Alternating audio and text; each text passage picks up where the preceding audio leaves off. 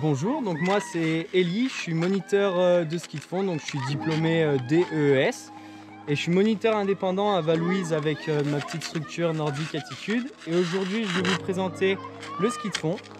Donc en ski de fond on a le ski classique où on a sous le ski des écailles pour pouvoir entre guillemets marcher avec les skis.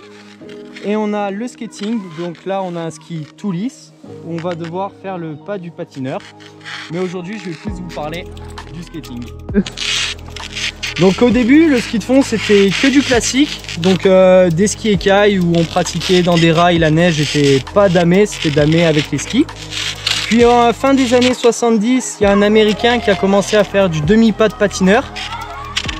Il avançait beaucoup plus vite que les autres. Et l'année d'après, donc début des années 80, 82 par là, les Norvégiens ont carrément sorti les deux skis des rails pour faire du pas de patineur complet.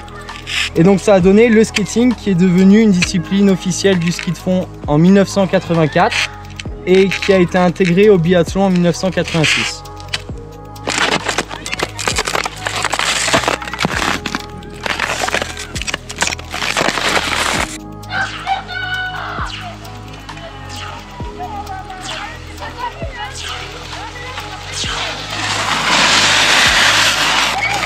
Donc le skating ça paraît assez simple quand c'est bien réalisé, mais ça demande quand même pas mal de techniques, notamment du transfert, de l'équilibre et de la coordination.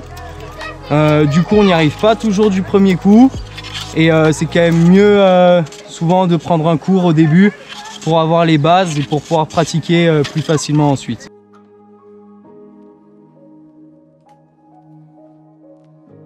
Donc le skating c'est vraiment un style de ski accessible, donc avec un peu de technique tout le monde y arrive, hein. Souvent en cours j'ai des petits qui ont 6 ans, on y arrive super bien, des plus anciens qui ont la soixantaine, 70 ans, ça va prendre un peu plus de temps mais on y arrive, donc voilà, ne vous freinez pas à la technique et à l'image que ça peut avoir.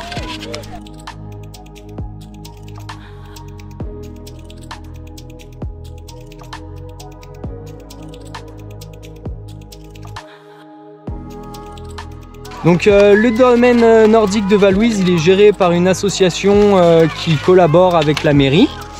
Du coup, c'est le deuxième plus grand domaine du 04-05 et c'est un des rares domaines où on dame toutes les nuits pour que les pistes soient au top le lendemain matin. Donc il y a un gros travail au niveau de la technique des pisteurs.